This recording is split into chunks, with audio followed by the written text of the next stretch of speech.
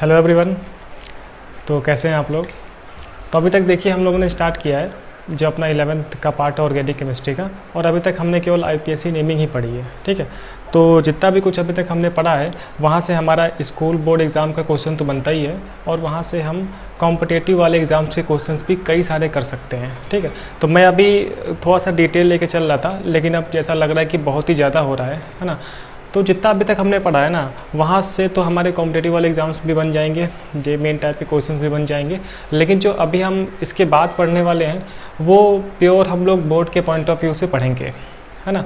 तो जितना IPSC naming हमने पढ़ ली है, इतनी नेमिंग अपने में तो आने वाली नहीं है। ठीक है, 11th क्लास हो या फिर 12th क्लास हो, इतनी नेमिंग अपने में नहीं आने वाली है। लेकिन समझने के पॉइंट ऑफ व्यू से मैंने कुछ ज़्यादा ही पढ़ा दिया है। ठीक है, तो अब से जो हम लोग का पार्ट स्टार्ट होगा ना, वो प्योरली फोकस होगा 11th क्लास पे। ठीक है, या फिर जो भी हमारे पास 12th क्लास वाले टॉपिक्स होते हैं उन पे। ठीक, लेकिन अभी भी हम 12th वाला नहीं पढ़ने वाले हैं। हमने कई सारी बातें कर ली है जो कि 12th में यूज़ होगा, जैसे कि हमने अभी अल्कोहल का नेमिंग देख लिया, ठीक है, कीटोन का नेमिंग देख लिया, एल्डिहाइड का नेमिंग देख लिया। तो एल्डिहाइड, कीटोन, है ना, ये सारे कंपाउंड्स 12th में आते हैं, तो हमें 12th में पढ़ने होते हैं। ठीक, लेकिन आईपीएससी नेमिंग के नाम पर हमने कई सारी नेमिंग पढ़ रखी है, अभी तक पढ़ लिया है ना। तो पिछली क्लास में मैंने बोला था कि आज हम लोग पढ़ने वाले हैं ईथर की नेमिंग और एमीन की। ठीक, तो ईथर और एमीन भी हमारा 12th क्लास के पोर्शन में ही जाएगा, तो उसे भी हम लोग 12th क्लास में ही कवर करेंगे। ठीक, तो आज हमारे पास एक नेमिंग और बची हुई है जिसे हम लोग कवर कर ले, और इसके बाद हम स्टार्ट करने वाले हैं अपना जो नया टॉपिक है। ठीक है, तो नया टॉपिक क्या है सर? नया टॉपिक अपना है आइसोमेरिज्म। क्या नाम है? आइसोमेरिज्म, है ना।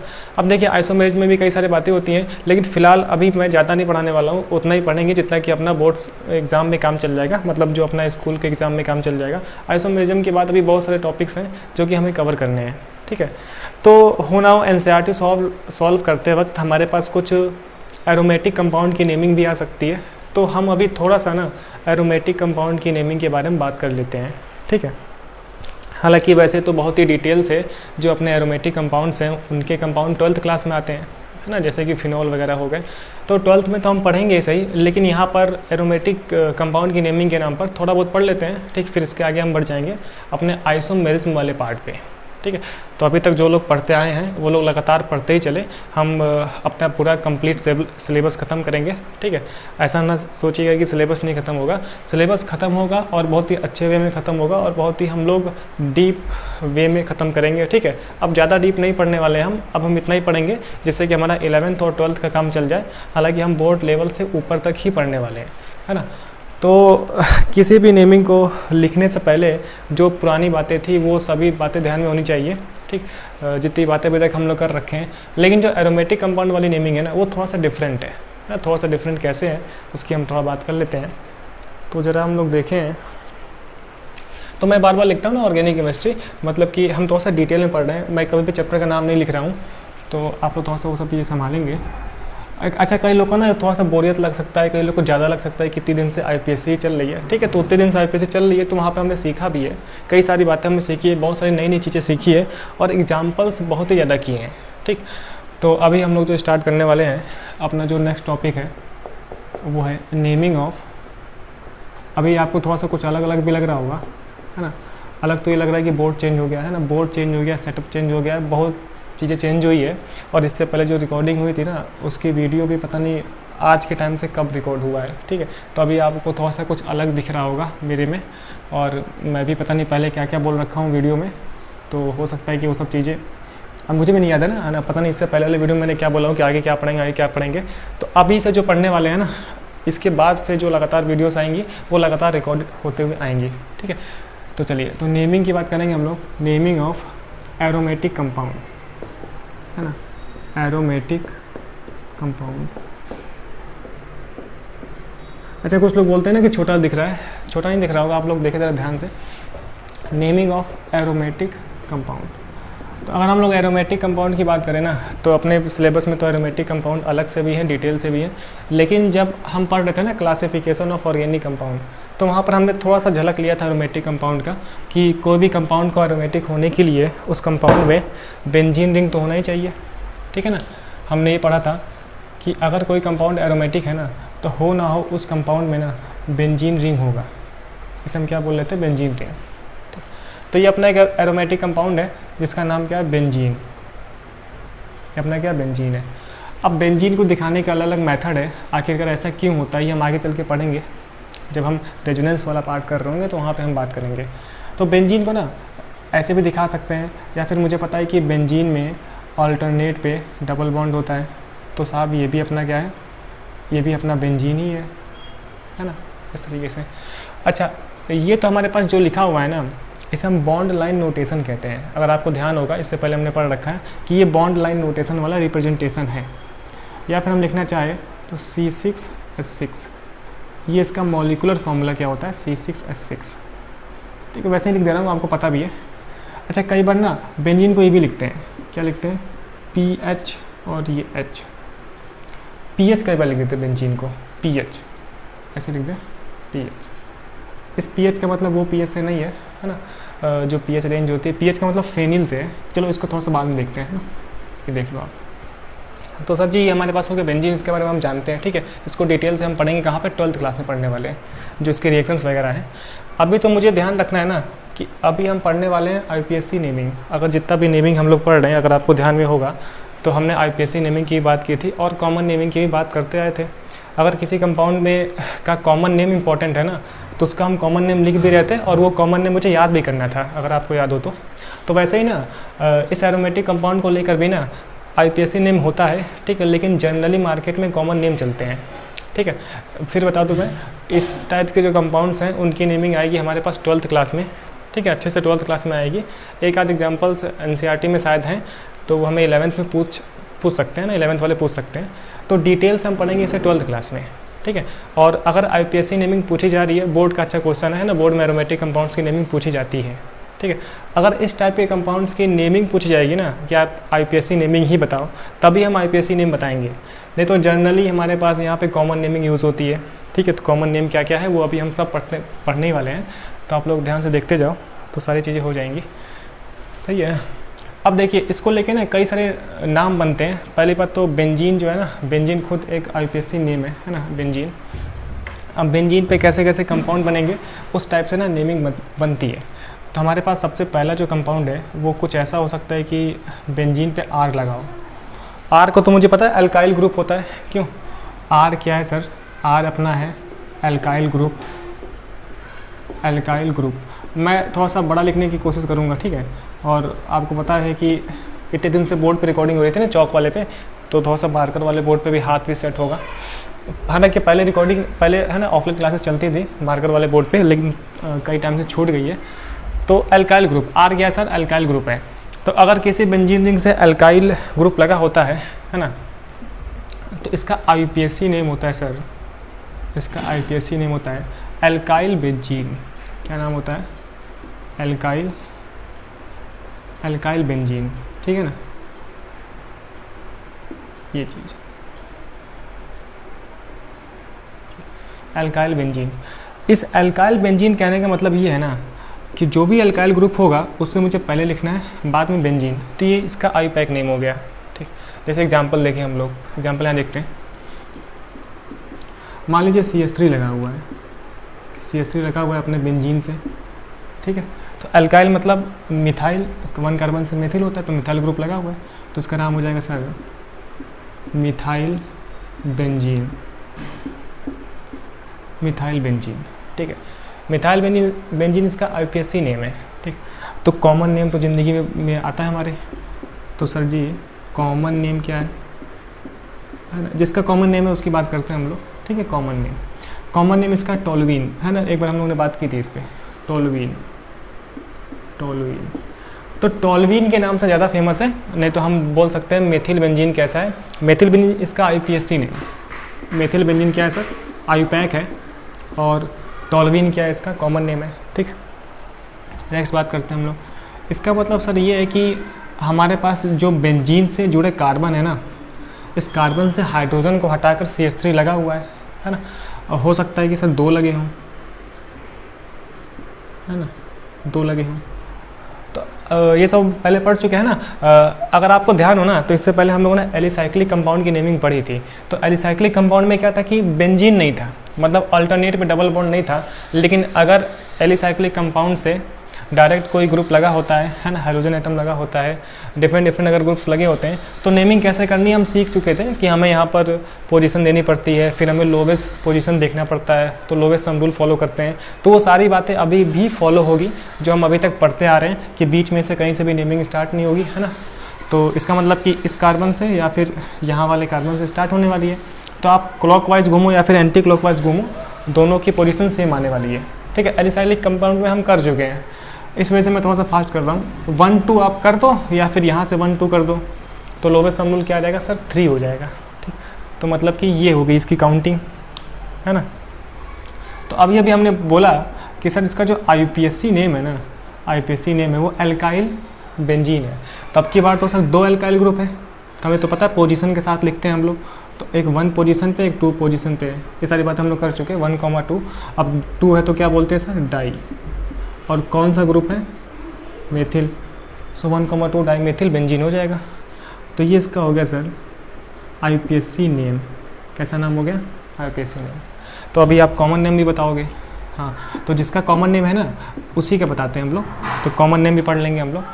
बेसिकली ना अगर आप देखो ना तो अगर बेंजीन रिंग पे मान लीजिए कोई ग्रुप लगा हुआ है, एक नई बात हम लोग सीख लेते हैं अभी जो कि 12th क्लास में यूज़ होगा। तो आप ज़रा देखो, ये थोड़ा सा है ना हल्का चल रहा है क्योंकि क्या चीज़ लेके आए हो। अब देखो मान लो यहाँ पे G लगा है, कोई ग्रुप लगा हुआ है, ठीक है। G का मतलब कोई ग्रुप है ना, कौन ग्रुप अलग अलग हो सकता है, मिथाइल, एल्काइल, हेलोजन, है ना, या फिर कोई फंक्शनल ग्रुप। तो ये बात हमें पता है, अगर नहीं पता है तो आज जान जा रहे हैं ना कि ग्रुप से जो नेक्स्ट वाला कार्बन है ना, अगर यहाँ पर किसी ग्रुप का सब्स्टिट्यूशन होता है, बेसिकली ये जो पोजीशन है ना, इस पोजीशन को हम बोलते हैं ऑर्थो। क्या बोलते हैं सर ऑर्थो। इसका मतलब कि ये वाली पोजीशन भी ऑर्थो है क्या, ये भी ऑर्थो है, ठीक है। अगर छोटा हो तो मैं थोड़ा सा बड़ा लिखूंगा। और जो नेक्स्ट पोजीशन है उसे हम क्या बोलते हैं मेटा। क्या बोलते हैं सर मेटा।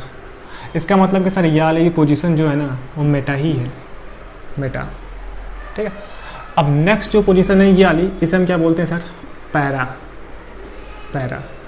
तो अगर किसी बेंजीन रिंग से कोई ग्रुप लगा हुआ है तो उससे जो नेक्स्ट पोजीशन है उसे मैं बोलता हूँ ऑर्थो, फिर नेक्स्ट वाला मेटा, फिर नेक्स्ट वाला पैरा। सेम इधर भी चलता है ऑर्थो मेटा पैरा, ठीक है ये चीज़। तो इसको हम लोग याद कर सकते हैं ओम प्रकाश करके, है ना, ओम प्रकाश, ओम प्रकाश, ओम प्रकाश करके याद कर सकते हैं। अच्छा, इस पे थोड़ी सी मैं बात कर लेता हूँ जिससे कि आपको थोड़ा सा और क्लियर रहे कि क्या यही ऑर्थो मेटा पैरा होता है क्या। हाँ, और भी हो सकता है। जैसे अगर हम लोग देखें ना, मान लीजिए कि अब यहाँ पर इस तरीके से बेंजीन था, है ना, अब की बार ना यहाँ पर कोई ग्रुप लगा दिए हम, कोई ग्रुप। तो जब यहाँ पर ग्रुप लगेगा तो उस ग्रुप के अकॉर्डिंग हमारे पास ऑर्थो मेटा पैरा सेट हो जाता है, ठीक है। तो मैं IPSC से वहाँ पहुँच जा रहा हूँ, तो इस वजह से ना काफ़ी इंपॉर्टेंट क्लासें हैं ना, क्योंकि हम लोग केवल 11th वाला पार्ट ही नहीं कर रहे हैं, 11th के साथ साथ समझते भी जा रहे हैं अच्छे से डिटेल से, और अपना फाउंडेशन भी बना रहे हैं कॉम्पिटिटिव एग्जाम्स के लिए, है ना। तो अभी मैं टाइटल पे लिखने भी वाला हूँ फाउंडेशन फॉर JEE नीट। तो दरअसल हम लोग JEE नीट का फाउंडेशन भी कर रहे हैं, और साथ ही साथ अपना स्कूल एग्ज़ाम में कैसे क्वेश्चन आने वाले हैं, है ना, या फिर 12th के लिए क्या इंपॉर्टेंट है, वो हम सभी चीज़ें अभी भी पढ़ रहे हैं। तो ये सारे क्लास बहुत इंपॉर्टेंट है आने वाले 12th क्लास के लिए, क्योंकि 12th क्लास में हम बोलते हैं कि ये मैं पहले उधर पढ़ चुका हूँ, है ना, तो ध्यान रखना। तो जो पहली बार पढ़ रहे हैं ना उनके लिए काफ़ी नई नई बातें हैं, और जो पढ़ चुके हैं, हालांकि पहली बार तो देख रहे होगे ना, हाँ, जो पढ़ चुके हैं उनके लिए तो बोलेंगे ये सब क्या है। तो अगर आदमी पहली बार पढ़ता है तो कई सारी चीज़ें यहाँ पर है। हाँ, तो अगर वहाँ पे G लगा हुआ है तो G से जो नेक्स्ट है ना पोजीशन, सर नेक्स्ट पोजीशन ये है, तो मतलब ये ऑर्थो होगी, है ना। इसका मतलब कि सर ये जो नेक्स्ट वाली है ना ये भी तो ऑर्थो है ना, ऑर्थो है। इससे नेक्स्ट पोजीशन को मैं क्या बोलता हूँ मेटा बोलता हूँ, तो मतलब सर ये मेटा हो जाएगा क्या, हाँ, और ये सर मेटा होगा। तो कहने का मतलब कि हमेशा ये वाली फ़ोटो नहीं याद रखनी है ना, है ना। हमेशा यही फ़ोटो मन में रहती है कि नीचे वाला पैरा होता है, नीचे वाला पैरा नहीं होता है भाई, तो यहाँ नीचे वाला पैरा थोड़ी ना है। तो वो ग्रुप के अकॉर्डिंग चेंज होता रहता है कि ऑर्थो मेटा पैरा क्या होगा। तो अब की बार ये हो गया मेटा, क्यों, तो ऑर्थो मेटा अब पैरा, तो अब ये हो गया हमारे पास पैरा, पैरा पैरों पे, ये चीज़ समझ रहे हैं। तो ये हो गया ऑर्थो मेटा पैरा। एक और पूछ लूँ क्या, मान लीजिए इस तरीके से कुछ दिया हो कि अगर हमारे पास कभी ये हो जाए ज़िंदगी में, बेंजीन रिंग था, यहाँ पर कोई ग्रुप लग गया G, जी का मतलब ग्रुप है ना। तो अब देखिए जरा, तो इसका मतलब कि अब काफ़ी लोग चेक कर बोलेंगे कि सर जो नेक्स्ट वाला है ना पोजीशन, ये वाला पोजीशन ऑर्थो होगी, ऑर्थो होगी, ठीक है। तो ये नेक्स्ट पोजीशन क्या होगी, ऑर्थो होगी, ठीक। तो मैं ऑर्थो मेटा पैरा यही समझा दिया है ना, ऑर्थो होगी। और नेक्स्ट क्या होगा, मेटा हो जाएगा। क्यों सर मेटा, इसका मतलब कि ये सर मेटा होने वाला है, ये सर मेटा होने वाला है, और ये मेरे पास पैरा है, पैरा, ठीक है। तो ऑर्थो मेटा पैरा, इधर से ऑर्थो मेटा पैरा। तो बेंजीन के साथ कुछ सिचुएशन जुड़ी हैं है ना, कुछ पोजीशंस हैं जिन पोजीशन का स्पेसिफिक नाम है। तो वो नाम क्या है सर, ऑर्थो मेटा पैरा। तो इस ऑर्थो मेटा पैरा के नाम का यूज़ करते हुए हम लोग कॉमन नेम लिख देते हैं। ये सब क्यों बता रहे कहानी, क्योंकि यूज़ होता है ना, अच्छे खासा यूज़ होता है इस वजह से। तो अगर आप लोग यहाँ देखें तो अभी अभी हमने लिखा है इसका कॉमन नेम, IPSC नेम लिखा 1,2 डाइमेथिल बेंजीन। अब इसका कॉमन नेम लिखते हैं। तो कॉमन नेम ना इस पोजीशन को लेकर लिखा जाता है, पोजीशन को लेके, है ना। तो आप देखो जरा, तो अगर हम लोग ध्यान से देखें तो मान लीजिए मिथाइल एक ग्रुप था, तो इसके बगल में ही लगा मिथाइल, तो ये मिथाइल ऑर्थो पे है ना, ऑर्थो पोजीशन है ना। अगर मैं इसको ग्रुप मान लूँ G, तो इससे जो नेक्स्ट कार्बन अगर यहाँ पे कोई ग्रुप लगता है तो उसे मैं ऑर्थो पोजीशन बोलता हूँ, है ना। या फिर अगर मैं इसे ग्रुप G ग्रुप बोल दूँ तो इससे भी नेक्स्ट ये लगा हुआ है, तो मतलब दोनों एक दूसरे के ऑर्थो पोजीशन पे ही है। तो इसका जो कॉमन नेम होता है ना उसे हम बोलते हैं ऑर्थो। और ये जाइलीन कंपाउंड है, क्या नाम है इसका, जाइलीन। अगर बेंजीन रिंग से डायरेक्ट अगर 2 CH3 लगे हुए हैं बेंजीन रिंग पे तो जाइलीन होता है कंपाउंड, तो इसका नाम है ऑर्थो जाइलीन, ऑर्थो जाइलीन, ठीक है। इस चीज़ को ना लिखने का एक और मेथड है, ओ लिख के हाइफन कर दो, उसके बाद क्या लिख लें हम लोग, जाइलीन लिख दे। तो अभी मैं बहुत है ना, अभी एंट्री लेवल पे हम लोग बहुत छोटी छोटी बातें और बहुत ही ध्यान से पढ़ते जा रहे हैं। हालांकि हम वो बातें भी सीख रहे हैं ना, मैं वो बातें बता रहा हूँ जो नॉर्मल लगता है कि ये तो आपको पता होगा, है ना। तो वो सब नहीं, हम तो ये मान के चल रहे हैं कि आपको कुछ भी नहीं पता है, तो हम एक एक चीज़ पर बहुत ही अच्छे से स्ट्रेस देकर चीज़ों को समझ रहे हैं। तो इस वजह से हो सकता है कि चीज़ें लंबी हो जाए, है ना, लेक्चर्स लंबे हो जाए, ठीक। लेकिन अगर लेक्चर लंबा हो रहा है तो उसका फ़ायदा भी तो है। तो ऑर्थो जाइलीन ही हो गया, या फिर हम लिखते हैं ओ और जाइलीन, ऑर्थो जाइलीन। तो ऐसा लिखा हुआ हमें दिख सकता है हमेशा, ठीक है। तो ये चीज़ धीरे धीरे राइटिंग इंप्रूव हो जाएगी। अब आप देखो ज़रा, एक और दिखाते हैं यहीं पे। इसका मतलब ये है कि अब यहाँ पे हम लोग चेंज कर करके ना डिफरेंट कंपाउंड्स की नेमिंग लिख सकते हैं। अगर आप देखो यहाँ पर CH3 लगा हो और एक यहाँ पे लगा हो, तो कई लोग को ये समझ में आ रहा है कि सर ये मेटा पे लगा हुआ है ना, मेटा पे लगा हुआ है। अच्छा, उससे पहले तो हम लोग IPSC नेम लिख लेते हैं। तो IPSC नेम लिखने के लिए तो या तो मुझे यहाँ से काउंटिंग करनी पड़ेगी या तो यहाँ से करनी पड़ेगी। तो 1 2 3 1 2 3, मतलब कि यहाँ पे लोवेस्ट सम रूल फॉलो हो जाएगा कहीं से भी। तो 1 2 3 4 5 और 6, या तो मैं क्लॉकवाइज कर लूँ या तो एंटी क्लॉकवाइज कर लूँ, तो लोवेस्ट सम रूल फॉलो हो रहा है। अभी लोवेस्ट सम रूल क्या है हम पहले पढ़ चुके हैं, ठीक है, डिटेल से। तो जो लोग एक भी लेक्चर्स नहीं छोड़े हैं तो उनको सारी बातें समझ में आ रही होंगी, और वो लोग अभी तक चीज़ों को कनेक्ट कर पा रहे होंगे कि हम किस स्टाइल से पढ़ रहे हैं और आने वाली चीज़ें आगे क्या क्या आने वाला है, ठीक। तो अब तो हम लोग नाम लिख लेंगे ना, एक 1 पे और 3 पे है, तो हम बोलेंगे 1,3। तो अगर 2 ग्रुप होते तो हम बोलते हैं डाई, और इस ग्रुप का क्या नाम है सर, मेथिल। तो 1,3 डाई मेथिल, और ये बेंजीन हो गया। क्या हो गया सर, बेंजीन, है ना। बेंजीन को वैसे प्यार से बहन भी बोलते हैं हम लोग, ठीक। इसका मतलब ये है कि सर यहाँ पे फिर से आप कॉमन नेम चिक के बोलोगे क्या, हाँ, फिर से कॉमन नेम ना यहाँ से लिखते हैं हम लोग। देखिए ये मेटा पोजीशन है, तो या तो आप मेटा लिख लो, नहीं तो स्मॉल m यूज होता है, स्मॉल m मेटा। और ये जाइलीन था तो मेटा जाइलीन। तो इसका मतलब ये है सर कि अगर ऑर्थो जाइलीन मेटा जाइलीन है तो पैरा जाइलीन भी होगा, है ना, पैरा जाइलीन भी होगा। तो अभी हम लोग देखते हैं उसको, पहला पित्ता कॉपी कर ले, ठीक है। तो पहला पित्ता कॉपी कर ले, फिर देखते हैं हम लोग पैरा जाइलीन क्या है और डिफरेंट टाइप के कौन कौन से यहाँ पर नेमिंग हो सकती है, ठीक है ना। ठीक, तो इतना लिखने के बाद हम देखते हैं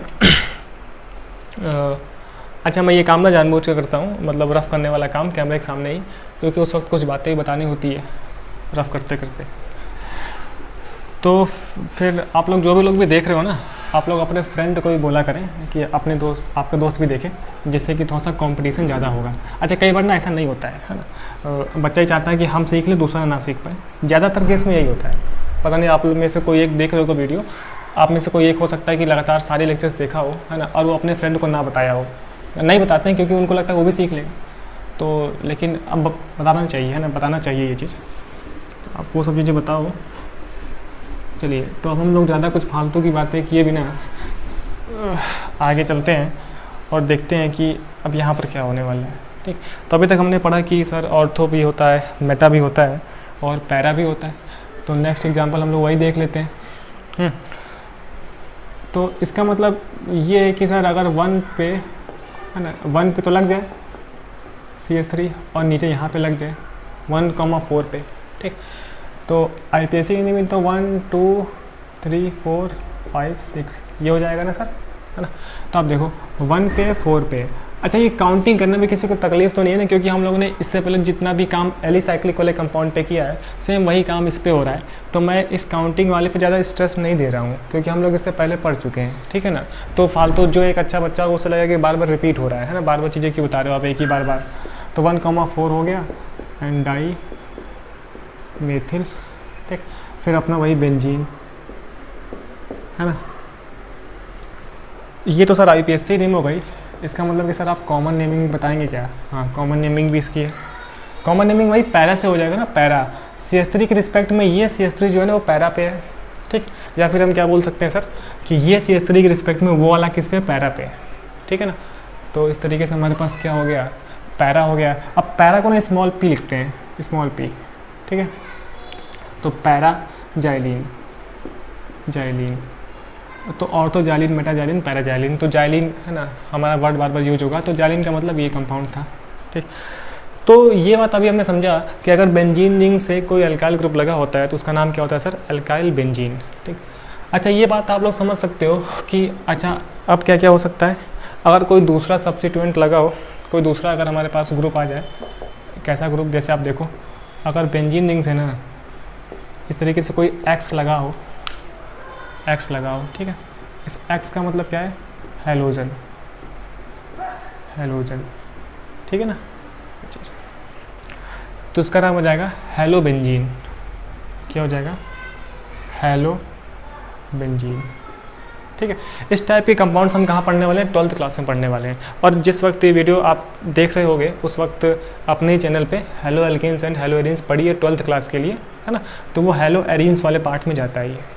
ठीक है, तो चलो, तो हम क्या बोलते हैं, जैसे अल्काइल बेंजीन था ना। अच्छा थोड़ा सा धीमे चल रहे हैं ना, क्योंकि हम वो हर बच्चों को ध्यान में रख रहे हैं जिसको नहीं पता होगा। तो अगर आपको लगता है कि अब बहुत धीमे चल रहा है तो आप लोग स्पीड बढ़ा सकते हैं ना, वीडियो में तो पता है फीचर स्पीड बढ़ाने का। तो मैं एक नॉर्मल स्पीड से चल रहा हूँ जिससे कि हर गरीब से गरीब बच्चे को समझ में आए। गरीब बच्चा मतलब जो थोड़ा सा कम समझता है, जिसको लेट में समझ में आता है, जिसको हर जगह डाउट रहता है ना, तो अपने आप डाउट भी पूछ सकते हैं कमेंट में। तो आप देखो हेलो बेंजीन है ना, इसको हेलो बोलेंगे हम लोग, हेलो बेंजीन। हेलो का मतलब क्या है सर, हेलो का मतलब ये है ना कि बेंजीन की तो वैलेंसी 1 होती है, मतलब कि S की जगह F हो सकता है, Cl हो सकता है, Br हो सकता है, I हो सकता है। ठीक, तो कहने का मतलब ये है कि ना कि इस बेंजीन रिंग से इस हेलोजन एटम का सब्स्टिट्यूशन हो सकता है। तो अगर मान लीजिए F लगाओ, ठीक है, मतलब कहने का F लगा हो सकता है, या फिर बेंजीन से मैं एक बार वैसे ही लिख देता हूँ है ना Cl। हालांकि ये बिल्कुल टाइम पास है, लेकिन एक बार आपको दिखाने के लिए लिख देता हूँ, है ना। यहाँ पे I लगा हो सकता है, गैप नहीं है, ठीक है, ध्यान रखना ये चीज़ I। ठीक है ना। अच्छा ये जो हमारे पास हेलोजेंस होते हैं ना, ये देखिए ये काफ़ी दर्दनाक माहौल होता है। तो जो ये हेलोजेंस होते हैं इनका IPSC में नाम क्या होता है, हेलो होता है। हेलो मैंने लिख दिया ना, हेलो। अच्छा हेलो का मतलब क्या है, फ्लोरो।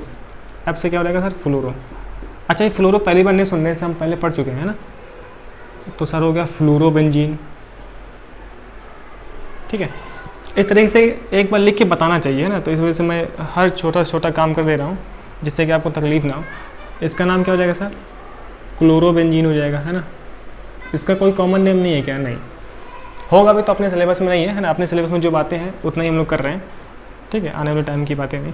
इसका नाम हो जाएगा सर ब्रोमोबेंजीन। क्या है, हाँ ब्रोमोबेंजीन हो जाएगा। ये सर ब्रोमो लग नहीं रहा है, ये बी नहीं लग रहा है ना, तो ये हो गया ब्रोमोबेंजीन। ठीक है, ये अपना हो गया आयोडोबेंजीन, आयोडोबेंजीन।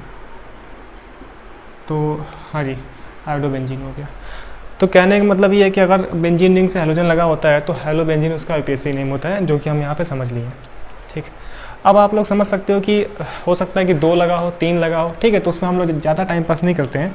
ये बात हम समझ सकते हैं कि हो सकता है ना सर इस तरीके से 2 लगे हों, मान लीजिए एक सेल यहाँ लगा है तो एक सेल यहाँ पे लगा है, ठीक है, तो ये तो हम बना सकते हैं, ये 1 पे है और एक इस पे 4 पे है, तो मैं लिख दूंगा 1,4। तो एक बार ना मैं वो सारी चीज़ें लिख के बता रहा हूँ, अभी हम वो छोटी से छोटी हरकतें कर रहे हैं जो कि बाद में हम नहीं करेंगे, ठीक है ना। तो मुझे लग रहा है कि मैं छोटा लिख रहा हूँ, तो थोड़ा सा बड़ा लिखते हैं हम लोग। तो 1,4 एंड डाई, फिर वही अपना क्लोरो बेंजीन, ठीक है। तो जो लोग अभी तक पूरा लेक्चर देखते आ रहे हैं उनको समझ में आ रहा है कि क्या क्या बातें हो रही है। तो 1,4 डाई क्लोरो बेंजीन, ठीक। अच्छा, ये भी हो सकता है। अच्छा, ये सारी बातें हम इससे पहले ही पढ़ चुके हैं, जब एलिसाइक्लिक कंपाउंड था ना, तो वहाँ पर भी बस बेंजीन नहीं था, आपके और बेंजीन आ गया, बस ये डिफरेंस है कि यहाँ बेंजीन बेंजीन लिख रहे हैं, वहाँ पर क्या था, एलिसाइक्लिक कंपाउंड हुआ करता था, ठीक।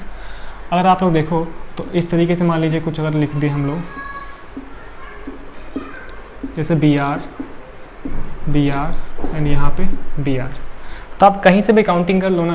पहली बात तो बीच में से काउंटिंग नहीं होती, हम कर चुके हैं, यहाँ से कहीं से काउंटिंग नहीं होगी। तो जहाँ पर ब्रोमीन है ना वहीं से काउंटिंग होना स्टार्ट हो जाएगा। क्यों, ये देखो आप, ये तो इसका नाम क्या हो जाएगा सर, जितनी पोजीशन है ना, एक 1 पे 3 पे, तो हम लिख देंगे 1,3,5, सारी ऑड वाली पोजीशंस पे बी आर आता है, ठीक है। तो 1,3,5 एंड हम जानते हैं 3 टाइम्स है तो ट्राई ब्रोमो, ठीक, ट्राई ब्रोमो बेंजीन, ये चीज़ अपना बेंजीन, ठीक है। तो ये बात समझ में आती है। तो ऐसा हो गया, इसका मतलब ये है कि अब हम लोग इस टाइप के कंपाउंड्स लिखना जान गए हैं, है ना। अब ये तो आपको समझ में आ रहा है ना कि यहाँ पर हम लोग डिफरेंट ग्रुप्स लगा के डिफरेंट नेमिंग कर सकते हैं। जैसे कि मान लीजिए यहाँ पे एफ़ लगाओ, उसको मैं ब्लैक से लिख देता हूँ। अभी आने वाले टाइम में ना आपको थोड़ा सा यहाँ पर बोर्ड पे कलरफुल रंगीन चीज़ें दिखेंगी। रंगीन का मतलब क्या है ना, रेड, ऐसे रेड ब्लैक ग्रीन। तो आप देखो यहाँ से कहीं से भी काउंटिंग नहीं कर सकते हैं। ऐसे क्वेश्चंस यूपी 2 में आ सकते थे, यूपी 2 का एग्ज़ाम बंद हो चुका है अब, है ना। अब देखिए 1 2 3 4 5 6, ठीक है। तो ऐसा क्वेश्चन जे मेन में भी आ सकता है। तो आप या तो उधर से काउंट कर लो या तो इधर से काउंट कर लो, बीच में से कहीं से काउंटिंग हम लोग नहीं करते हैं, ठीक। ये तो हम लोग पहले कर चुके हैं, है ना। तो आप लोग समझ लो ये काफ़ी इंपॉर्टेंट है। तो हमारे पास लगा है 1 पर 2 पर 3 पर, तो 1,2,3 और 3 टाइम्स है तो मैं बोलूँगा ट्राई, और एफ से तो हम बोलते हैं सर फ्लोरो, तो ट्राई फ्लोरो और बेंजीन, ठीक। तो इस तरीके से बेंजीन वाले कंपाउंड की नेमिंग हो जाती है, ठीक। तभी हमने केवल 2 वैरायटी देखी, एक तो अगर X लगा हो तो क्या होता है, दूसरा अगर कोई एल्काइल ग्रुप लगा हो तो क्या होता है। क्या क्या हो सकता है कि एक ही बेंजीन के साथ ना एक हैलोजन ग्रुप भी लगा हो सकता है और दूसरा एल्काइल ग्रुप भी हो सकता है, ठीक है। तो जैसा जैसा हमने काम एलिसाइक्लिक वाले कंपाउंड्स पे कर रखा है वैसा वैसा काम सारा काम बेंजीन पे हो सकता है, ठीक है। और ये भी हो सकता है कि बेंजीन से कोई फंक्शनल ग्रुप लगा हो। अभी तक जो था उसे हम क्या बोल रहे थे, सब्स्टिट्यूएंट बोला करते थे, ये कोई फंक्शनल ग्रुप नहीं है, है ना। पढ़े थे ना हम लोग, सेकेंडरी प्रीफिक्स आर होता है, एक्स होता है। तो अब हम लोग उस वाले बात पे आ जाते हैं कि अगर कोई फंक्शनल ग्रुप लगा होता है ना तो उसका नाम क्या होता है, ठीक। ये बात आप समझ रहे हो ना कि ये यहाँ से जॉइंट है, हवा में नहीं है, ठीक। ये तो चलिए अब हम लोग बात करते हैं कि अगर बेंजीन रिंग से कोई फंक्शनल ग्रुप लगा हो तो उसका नेमिंग कैसे होगा, ठीक। डबल बॉन्ड्स हो जाए, ट्रिपल बॉन्ड हो जाए तब। तो पहला भी इतना कॉपी कर ले, फिर हम लोग आगे बढ़ते हैं, है ना। हाँ जी, तो इतना हो गया। अब हम लोग देखते हैं, आगे बढ़ते हैं कि और किस टाइप की यहाँ पे नेमिंग हो सकती है। तो आज जितना भी हम लोग बेंजीन रिंग पे जितना मुझे पढ़ना है तो आज हम लोग पढ़ लेंगे। इसके बाद जब हम 12th क्लास में पहुँचेंगे तो 12th क्लास के लिए भी ना चैप्टर्स के अकॉर्डिंग जो नेमिंग वाला पार्ट है वो अपने बोर्ड एग्ज़ाम में आता है ना। जब भी आप अपना बोर्ड एग्ज़ाम दोगे उस टाइम MCQ हो रहा होगा या फिर डिस्क्रिप्टिव पेपर हो, है ना, लिखने वाला हो या फिर MCQ वाला हो, कुछ भी हो। MCQ के लिए तो और इम्पोर्टेंट है भाई, और डिटेल से पढ़ना पड़ता है तब MCQ लगता है, ठीक है। तो जो 12th वाला लेक्चर्स है ना, जो 12th के लिए लेक्चर्स रिकॉर्ड है वहाँ पर जिस चैप्टर की नेमिंग रिक्वायरमेंट है हम वो नेमिंग वहाँ पर पढ़ लिए हैं। तो अगर आप अभी से मतलब इस 11th वाले लेक्चर्स को देख रहे हो, मतलब स्टार्टिंग से जो ये सीरीज चल रही है, तो आपको 12th में देखना बहुत ही आसान पड़ जाएगा, क्योंकि कई सारी चीज़ें हम यहीं पढ़ चुके हैं। ठीक, तो आपको लगेगा कि ये सब देखा है। अब यहाँ पर हाँ, अब देखते हैं ज़रा कि अगर हमारे पास ना, सर आप टाइम पास बहुत कर रहे हो,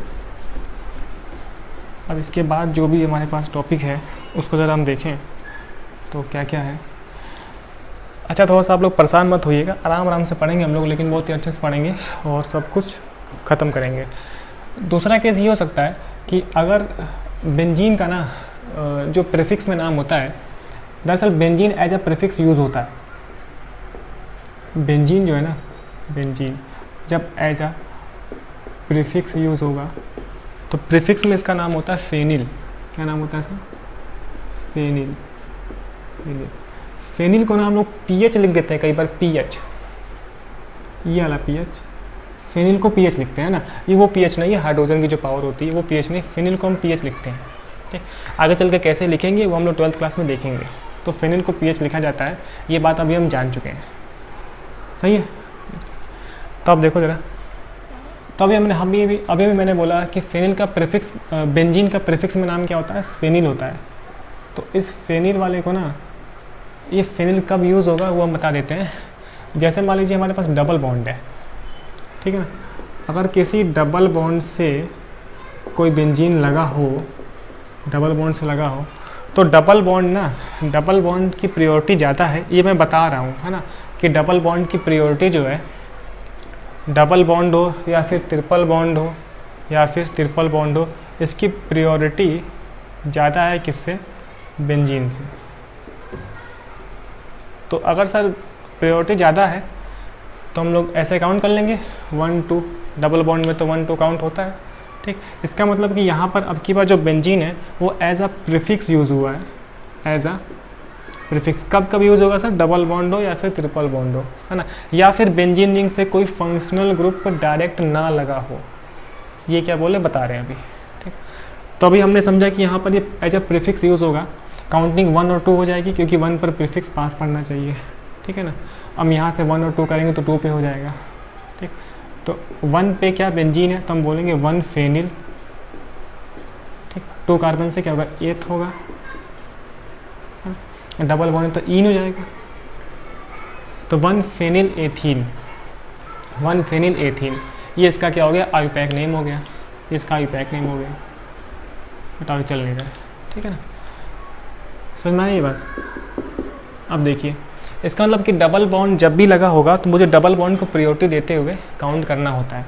तो अब इस टाइप के एग्जांपल्स जो कि मतलब ये जो नेमिंग है ना, ये इंपॉर्टेंट है, क्योंकि इस नेमिंग का यूज़ करके ना क्वेश्चंस पूछ सकते हैं 12th क्लास में। जैसे मान लीजिए ये हो, दिख रहा है ये चीज़, तो सर नेमिंग क्या हो जाएगी? तो डबल बॉन्ड को प्रायोरिटी, तो यहाँ से नेमिंग 1 2 3, सही है। और 3 वाले पे क्या लगा हुआ है? 3 पे लगा हुआ है बेंजीन, तो बेंजीन एज अ प्रीफिक्स यहाँ पर काम करेगा। ठीक, तो एज अ प्रीफिक्स काम करेगा, तो आप देख लो 3 पर हो जाएगा फेनिल, 3 फेनिल। ठीक, वर्ड रूट क्या हो जाएगा? Prop, prop. ठीक, और 1 पे क्या? ईन है, तो प्रोप 1 ईन, है ना, प्रोपीन लिख सकते हैं 1 को हटा के, तो 3 फेनिल प्रोपीन, 3 फेनिल प्रोपीन। ठीक, इसका मतलब ये है कि फेनिल के अलावा डिफरेंट हमारे पास प्रीफिक्स और लग सकते हैं, जो कि हम हेलो एल्केन 12th में पढ़ने वाले हैं। अब जैसे कि एक एग्जांपल मैं और बता दूँ आपको, वैसे ही जैसे ही देखो आप, अगर मान लीजिए ट्रिपल बॉन्ड होता, अगर हमारे पास क्या होता? ट्रिपल बॉन्ड होता। ठीक है, ये चीज़, तो यहाँ पर तो सी नहीं होगा ना, ये एच नहीं होगा। ठीक है, ये तो ट्रिपल बॉन्ड का तो 1 और 2 काउंटिंग हो जाएगी सर, क्यों? ट्रिपल बॉन्ड में तो 1 और 2 हो जाएगा, और ये अब की बार 1 पे कैसा है? जब प्रीफिक्स है, तो प्रीफिक्स में तो सर नाम होता है फेनिल। क्या नाम होता है सर? फेनिल। ठीक है, अब वही 2 कार्बन से एथ हो जाएगा, तो हमारे पास इसे मैं बोल दूंगा एथाइन, तो 1 फेनिल इथाइन, 1 फेनिल इथाइन। तो हमने अभी तक ये समझा कि अगर कभी डबल बॉन्ड हो, ठीक है, और या फिर ट्रिपल बॉन्ड हो और वहाँ पे बेंजीन भी साथ में दिख रहा है, इसका मतलब कि डबल बॉन्ड और ट्रिपल बॉन्ड की प्रायोरिटी ज़्यादा होती है, तो मुझे फेनिल को एज अ प्रीफिक्स यूज़ करना पड़ेगा और फेनिल का बेंजीन को एज अ प्रीफिक्स यूज़ करना पड़ेगा। और बेंजीन का प्रीफिक्स में नाम क्या होता है सर? फेनिल। तो ये फेनिल वाले नाम कई बार यूज होंगे और फेनिल को हम PH भी लिखते हैं, ठीक है। तो इस तरीके से काम हो गया। नेक्स्ट देखिए, अच्छा ये बात मैं अभी बता दूं कि इसके साथ साथ ना कोई FG भी लग सकता है, ठीक है, तो वो हम लोग 12th क्लास में यूज़ करेंगे, वैसे बताने के लिए हम बताते जा रहे हैं। अब नेक्स्ट देखें ज़रा, नेक्स्ट एक इम्पॉर्टेंट बात है ना, इसको हम लोग नोट करके लिखेंगे। क्या इम्पॉर्टेंट बात है? अगर बेंजीन रिंग से, है ना, अगर बेंजीन रिंग से डायरेक्ट कोई फंक्शनल ग्रुप लगा हो, डायरेक्ट कोई क्या लगा हो sir? Functional group, functional group मुझे लगता है कि विजिबल है, अगर आप 360 पे भी देखते हो तो विजिबल होगा। अगर बेंजीन रिंग से डायरेक्ट कोई फंक्शनल ग्रुप लगा हो तो इसका बेंजीन का नाम है बेंजीन ही है, तो हम बेंजीन को क्या बोलते हैं? बेंजीन ही बोलते हैं। क्या है? बेंजीन ही बोलते हैं। इसका क्या मतलब है? कहने का मतलब ये है कि फंक्शनल ग्रुप डायरेक्ट लगा है, अगर डायरेक्ट ना लगा हो, साइड चेन में लगा हो। मैं ये समझाने के लिए इस तरीके से लिख देता हूँ, है ना, फिर हम एग्जांपल लेके समझ लेंगे, है ना। अब की बार इससे जो है ना, अब की बार बेंजीन से जो फंक्शनल ग्रुप है वो साइड चेन में लगा है, मतलब यहाँ पे लगाओ फंक्शनल ग्रुप, फंक्शनल ग्रुप, ठीक है। तो मैं क्या बोल रहा हूँ, अगर बेंजीन रिंग से डायरेक्ट कोई फंक्शनल ग्रुप लगा होता है तो मैं बेंजीन का नाम बेंजीन ही होता है, ठीक है। और FG क्या क्या होता है हम पहले पढ़ चुके हैं। लेकिन अगर डायरेक्ट FG ना लगा हो, साइड में लगा हो, ठीक, तो इसका नाम क्या होता है सर? फेनिल। फेनिल साइड का, जैसे ये साइड में लगा है, तो इस बेंजीन का नाम होता है फेनिल, फेनिल, ठीक। तो अभी हम लोग एक आध और एग्जांपल्स देख लेते हैं, फिर हमको समझ में आ जाएगा कि क्या करने वाले हैं। तो आप देखो ज़रा, जैसे कि कायदे से ये क्वेश्चंस ना जो हम लोग पढ़ रहे हैं वो 12th क्लास के मैं बता दिया हूँ, है ना, फिर भी आप देखिए COOH, COOH अपना क्या होता है? कार्बोक्सिलिक होता है, कार्बोक्सिलिक वाला ग्रुप होता है, ठीक है। ऐसे तो मुझे पता है कि COOH जो है ना वो कार्बोक्सिलिक ग्रुप जो है वो एक FG है, ठीक। तो हम कैसे नाम लिख लेंगे? और ये बात मैं पहले भी कर चुका हूँ कि अगर कोई रिंग हो, एलिसाइक्लिक वाली रिंग हो, या फिर कोई बेंजीन रिंग हो, है ना, या फिर कोई साइक्लिक वाला कंपाउंड हो, उसके साथ FG लगा होता है, तो उसके नेमिंग्स हम कैसे करते हैं? पढ़े थे नाम, तो यहाँ 1 पे काउंट हो जाएगा, 2 3 4 5 6, ठीक। तो अभी मैंने बोला कि इसे बोलते हैं हम बेंजीन, तो हम क्या बोलेंगे? बेंजीन। और 1 पोजीशन तो हमेशा रहेगी। और ये बात हम पहले पढ़ चुके हैं कि अगर साइक्लिक वाले के साथ COOH लगा होता है तो उसका नाम होता है कार्बोक्सिलिक एसिड, ठीक है। तो कई लोग सो रहे होंगे आप, कार्बोक्सिलिक एसिड, ये चीज़ समझ गए। तो बेंजीन कार्बोक्सिलिक एसिड इसका आयुपैक नेम हो गया। और IUPAC में ही ना इसका दूसरा नाम है बेंजोइक एसिड। क्या नाम है? Benzoic acid. तो बेंजोइक एसिड भी IUPAC में शामिल है और बेंजीन कार्बोक्सिलिक एसिड भी IUPAC ही है। तो मैं जो लिख रहा हूँ IUPAC लिख रहा हूँ, अगर कॉमन नेम होगा तो बता देंगे ये कॉमन है, समझ गए ये चीज़। दूसरा देखते हैं हम लोग,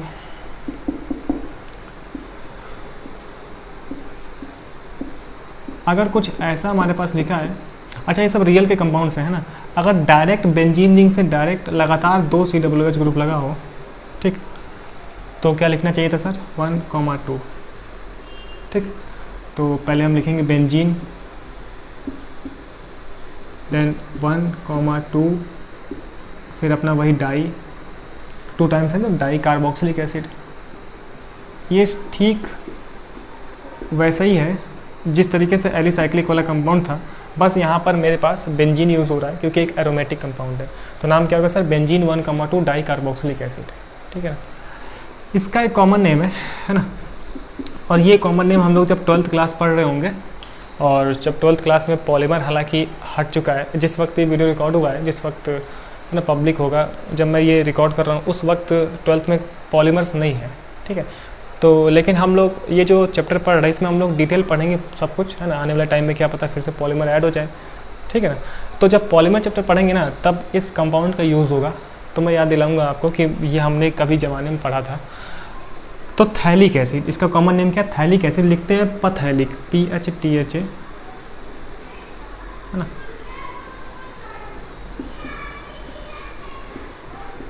थैलिक एसिड लिखते पथैलिक है, पढ़ते थैलिक है ना, ये कुछ इंग्लिश वालों का चक्कर है। PHTHA है ना, थैलिक एसिड। तो हमने अभी से आज ही ये नाम सुन लिया कि अगर कभी डायरेक्ट बेंजीन से 2 लगातार COOH ग्रुप लगा होता है तो उस एसिड, ये एसिड ही होगा ना, एक एरोमेटिक वाला एसिड है जिसका नाम है थैलिक एसिड, है ना। ऐसे कॉमन नेम बन गया। इसका मतलब कि सर बेंजीन रिंग से अगर COOH की पोजीशन को चेंज कर देना तो एक और बनेगा, है ना, और बनेगा। क्या क्या बनेगा उसकी हम बात करते हैं, ठीक है। तो चलिए, तो पहले आप इतना कॉपी कर लें, फिर हम लोग आगे बढ़ते हैं और देखते हैं कि क्या क्या हो सकता है और, है ना, ठीक है। तो इतना पार्ट हो गया। अब देखते हैं हम लोग कि किस तरीके से, अगर हम नेक्स्ट बात करें क्या क्या और हो सकता है सर इसमें। देखिए लेवल ना हम लोग अच्छा खासा ही रखेंगे, अब बिल्कुल गरीब नहीं बन जाएंगे, क्योंकि सामने वाले को लगता है कि आता नहीं है, तो हम लोग लेवल तो उतना अच्छा खासा रखेंगे। लेकिन जितने भी वीडियोस रिकॉर्ड हुई ना, अगर आप इसे एक बार देख लेते हैं ना, तो आपका MCQ हो या फिर डिस्क्रिप्टिव पेपर हो, लिखने वाला हो, रिटर्न हो, MCQ हो, है ना, तो आप ही आप होगे क्लास में। क्योंकि हम लोग ना, देखिए मेन मैटर होता है ना कि यूट्यूब पे पढ़ा सब कुछ है ना, उसकी बात नहीं करेंगे हम लोग। एक प्रॉपर वे में किस तरीके से पढ़ा है ना, आपको किसकी बातें समझ में आ रही हैं, ये काफ़ी इंपॉर्टेंट है। तो हम लोग प्रॉपर वे में पूरी प्लेलिस्ट बनेगी और अच्छे से हम लोग डिटेल में पढ़ने वाले, ये चीज़। तो हो सकता है कि बच्चे के रोने होने की आवाज़ आए आपको, ये थोड़ा नया सेटअप है ना। तो मैं ये बोल रहा था कि थैलिक एसिड वैसा हो गया, ठीक। अब यहाँ से एक और वैरायटी बन सकती है, जो वैरायटी अपने पास है। अगर आप देखो, मान लीजिए COOH ग्रुप ये लगा हुआ है, ठीक है, और यहाँ से ना अब की बार यहाँ लग जाए COOH, ठीक है। तो मुझे तो पता है कि सर आप नेमिंग तो 1 2 3 4 5 6 इस टाइप से आप नेमिंग कर लेंगे, ठीक है। और नाम तो वैसे लिखते हैं, पहले मुझे बेंजीन लिखना पड़ेगा, क्योंकि ये COOH ना फंक्शनल ग्रुप है। अगर साइड चेन होता तो पहले उसका नाम लिखते थे हम लोग। तो ये हो गया अपना बेंजीन, और मुझे पता है कि 1 पोजीशन है और 3rd पोजीशन है, और 2 है तो हम लिखते हैं डाई, एंड COOH से कार्बोक्सिलिक एसिड। मुझे लगता है कि स्पेलिंग से आपको आपत्ति नहीं होगी। तो बेंजीन 1,3 डाई कार्बोक्सिलिक एसिड। अब इसका जो कॉमन नेम है ना, हाँ इसका भी कॉमन नेम है, इसे हम बोलते हैं आइसोथैलिक एसिड। क्या बोलते हैं हम लोग? Isophthalic acid, isophthalic acid. तो ये कॉमन नेम हमारे यूज़ होंगे जब हम लोग 12th क्लास पढ़ रहे होंगे उस वक्त। तो ये आप ध्यान में रख सकते हैं, या फिर डायरेक्ट ये एग्ज़ाम्स में, कॉम्पिटेटिव एग्जाम्स में पूछ सकते हैं हमसे कि आइसोथैलिक एसिड का फॉर्मूला कौन सा है। तो अगर 1 और 3 पे COOH, ये फोटो नहीं ध्यान रखनी है, COOH इधर भी लगा हो सकता है, यहाँ भी लगा हो सकता है, तब भी तो 1 और 3 पे है ना। ये नेक्स्ट जो वैरायटी है, अगर हम उसकी बात करें ना, तो आप देखो, अगर कभी इस कार्बोक्सिलिक ग्रुप के साथ 1 and 4th पे ना COOH लग जाए, 1 and 4th पे, ये काफ़ी इंपॉर्टेंट है ना। तो हम क्या बोलेंगे सर, वो तो मुझे बताइए कि यहाँ पे आप लिखने वाले हैं बेंजीन एंड 1,4, 2 है तो हम बोलेंगे डाई कार्बोक्सिलिक एसिड, है ना। तो ये तो अपना वही रहेगा, ठीक। कॉमन नेम क्या है वो तो बताओ, कॉमन नेम में ज़्यादा इंटरेस्टेड है। इसका नाम होता है टरथैलिक एसिड। क्या नाम होता है? टरथैलिक एसिड, टरथैलिक एसिड, है ना। तो मैं फिर से आपको याद दिला दूँ, जब हम लोग 12th क्लास पढ़ रहे होंगे पॉलीमर का चैप्टर, है ना, तो मैं याद दिलाऊंगा कि ये टरथैलिक एसिड कंपाउंड यूज़ हो रहा है और थैलिक एसिड कंपाउंड यूज़ हो रहा है, ठीक है। तो वो मैं आज ही बता दे रहा हूँ, जिससे कि आपके दिमाग में आज से ही रहे। तो हर क्लास ना लिंक होने वाली है, ठीक। तो अभी अभी हमने ये समझा ना, कि क्या समझा, कि अगर कभी कुछ ऐसा होता है कि बेंजीन रिंग से डायरेक्ट कोई भी फंक्शनल ग्रुप लगा हो, तो मुझे बेंजीन करके लिखना होता है। तो इसका मतलब ये है कि कल को अगर यहाँ पर CHO लगा हो तो वहाँ से एल्डिहाइड होता है ना, तो मुझे बेंजीन करके लिखना पड़ेगा। तो जितने भी FG वाले हम सारे फंक्शनल ग्रुप पढ़ चुके हैं, अगर वो किसी साइक्लिक वाले कंपाउंड से लगे, अगर एलिसाइक्लिक वाले कंपाउंड ग्रुप से लगता है तो नेमिंग हम क्या लिखते हैं, सफिक्स क्या यूज़ होता है, सारी बातें वही यूज़ होने वाली है अगर वो बेंजीन से लगता है तो, ठीक है। लेकिन CHO लगा दूंगा तो वो 12th का क्वेश्चन है, ये भी हालांकि 12th का ही है, लेकिन ऐसे बताने के लिए समझा दे रहे हैं, है ना। चलिए कुछ बातें हम उस पर कर लें कि अगर ये ना साइड चेन में लगा हो तो क्या होगा। साइड चेन में लगा हो तो सर कैसे लगा होता है, अगर आप देखो तो ये अपना वही बेंजीन, ठीक है। ये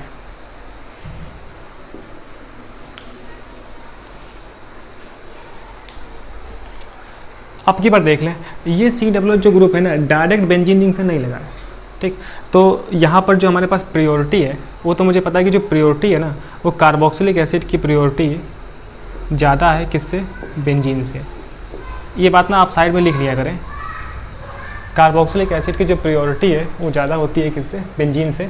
तो इस वजह से मुझे कार्बोक्सिलिक एसिड को प्रायोरिटी देनी पड़ेगी और उसी का सेकेंडरी सफिक्स आएगा, ये सेकेंडरी सफिक्स आएगा, ठीक। तो आप देखो ज़रा 1 2 3 यहाँ काउंटिंग हो गई एंड 3 नंबर पे लगा बेंजीन। बेंजीन का नाम होता है फेनिल। फेनिल क्यों लिखा, क्योंकि अब की बार ना ये एज अ प्रीफिक्स यूज़ हो रहा है, तो प्रीफिक्स में तो नाम पता है ना आपको, प्रीफिक्स में नाम पता है फेनिल होता है, तो सर नाम हो गया 3 फेनिल, ठीक। 1 2 3 3 से हो गया प्राइमरी सफिक्स हो गया एन और 1 पे क्या ओइक एसिड, तो प्रोपेनोइक एसिड, तो डायरेक्ट लिख दो क्या, इतने दिन से हम यही पढ़ रहे हैं क्यों, तो 3 phenyl propanoic acid, 3 phenyl propanoic acid, ठीक है। तो साइड चेन का फंडा ये होता है कि अगर साइड चेन में लगा हो तो हम लोग साइड चेन में इस तरीके से बात करते हैं, है ना, ये चीज़। इसका मतलब क्या है कि सर अगर हमारे पास मान लीजिए